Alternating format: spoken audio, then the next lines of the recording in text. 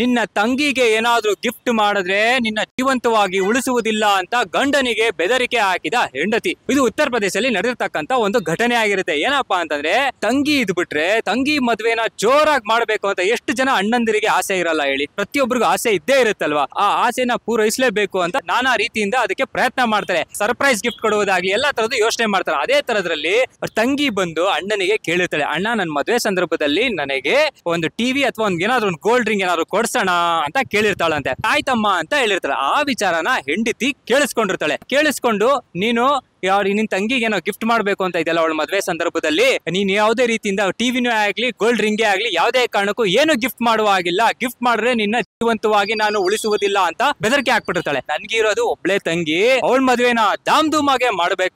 ನಾನಲ್ಲದೆ ಇನ್ಯಾರು ಗಿಫ್ಟ್ ಕೊಡ್ಬೇಕು ಅವಳಿಗೆ? Surprise gift ಕೊಡ್ಲೇಬೇಕಲ್ವಾ? ಅಣ್ಣನಾಗಿ ಒಂದು ಚಿಕ್ಕ ಕರ್ತವ್ಯ ನಾನ್ ಮಾಡ್ಲೇಬೇಕು ಅಂತ ಅವ್ನು ಹೇಳಿರ್ತಾನೆ. ಅದಕ್ಕಾಗಿ ಇಲ್ಲೇನೋ ವಾಗ್ವಾದ ನಡೆದಿರುತ್ತೆ. ಈ ವಾಗ್ವಾದ ನಡೆದಿದ ನಂತರ ಏನಾಗ್ಬಿಡುತ್ತೆ, ಗಂಡನನ್ನ ಅವಳು ಕಳ್ಸಬಿಟ್ಟಿರ್ತಾಳೆ ಮೇಲೆ ಒಂದೇ ಸಲ. ಯಾಕೆ ಆತರ ಮಾಡಿದ್ಲು ಅವಳು? ಅಷ್ಟೊಂದು ಈಗೋ ಯಾಕೆ? ಅವ್ನ್ ಏನ್ ಮಹಾ ಕೊಡ್ಸ್ಬಿಟ್ಟ? ಏನ್ ಕೋಟಿ ರೂಪಾಯಿ ಕೊಡ್ಸದ್ನ? ಇಲ್ವಲ್ಲ. ಅವ್ನ್ ಕೊಡ್ಸ್ಬೇಕು ಅಂತ ಇದ್ದಿದ್ ಎಷ್ಟು ಮಹಾ? ಒಂದು ಟಿವಿ ಎಷ್ಟಾಗ್ಬೋದು? ಒಂದ್ 60,000 ರೂಪಾಯಿ ಬೇಡ, ಒಂದ್ 80,000 ರೂಪಾಯಿ. ಒಂದು ಗೋಲ್ಡ್ ರಿಂಗ್ ಒಂದ್ 10 ಗ್ರಾಮೋ ಒಂದ್ 20 ಗ್ರಾಮೋ ಎಷ್ಟಾಗತ್ತೆ? ಒಂದ್ 20,000ನೇ ಇಟ್ಕೊಳ್ಳೋಣ.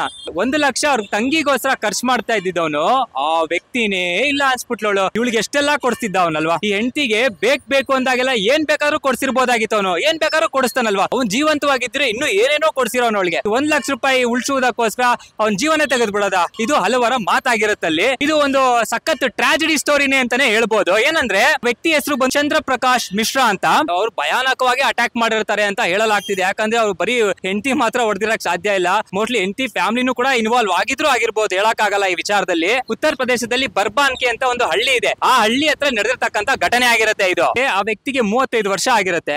ಹಲವಾರು ಜವಾಬ್ದಾರಿ ಇರುತ್ತೆ ಆ ವ್ಯಕ್ತಿಗೆ. ಒಂದು ಹ್ಯಾಪಿ ಎಂಡಿಂಗ್ ಆಗ್ಬೇಕಾಗಿರೋದು ಟ್ರಾಜಿಡಿ ಎಂಡಿಂಗ್ ಆಗೋಗ್ಬಿಟ್ಟಿದೆ. ಈ ವಿಚಾರ ತಿಳಿಸುವುದೇನಂತಂದ್ರೆ ಜಸ್ಟ್ ಒಂದು ಜನರಲ್ ಅಪ್ಡೇಟ್ ಆಗಿರುತ್ತೆ. ಪ್ರತಿಯೊಬ್ಬರಿಗೂ ಒಂದು ವಿಚಾರ ತಿಳಿಸೋ ಪ್ರಯತ್ನ ಮಾಡಿರುತ್ತೇನೆ ಅಷ್ಟೇ. ಅದು ಬಿಟ್ಟಾಗಿ ಯಾರಿಗೂ ಟಾರ್ಗೆಟ್ ಮಾಡಿ ಹೇಳ್ಬೇಕು ಅನ್ನೋ ನಮ್ಮ ಉದ್ದೇಶ ಆಗಿರೋದಿಲ್ಲ. ಅದು ಯಾರಿಗೂ ನೋವು ಮಾಡ್ಬೇಕು ಅಂತಲ್ಲ. ಗೂಗಲ್ ಸರ್ಚ್ ಅಲ್ಲಿ ಚೆಕ್ ಮಾಡಿ ಈ ವಿಚಾರದ ಬಗ್ಗೆ ನಿಮ್ಗೂ ಕೂಡ ತಿಳಿದು ಬರುತ್ತೆ. ಲಾಸ್ಟ್ ಬಟ್ ನಾಟ್ ಲೀಸ್ಟ್ ಏನಪ್ಪಾ ಅಂದ್ರೆ, ನಿಮ್ಗೆ ಯಾರಿಗಾದ್ರೂ AI ಅಂದ್ರೆ ಆರ್ಟಿಫಿಷಿಯಲ್ ಇಂಟೆಲಿಜೆನ್ಸ್ ಕೋರ್ಸ್ ಕಲಿಯುವ ಉದ್ದೇಶ ಇದ್ರೆ ಸ್ಕ್ರೀನ್ ಮೇಲೆ ಕಾಣಿಸ್ತಿರೋ ನಂಬರ್ಗೆ ನೀವು ಕಾಲ್ ಮಾಡಬಹುದು. ಮತ್ತೆ ನಿಮ್ ಮುಂದೆ ಬರ್ತೀನಿ. ಅಲ್ಲಿವರೆಗೂ ನಮಸ್ಕಾರ.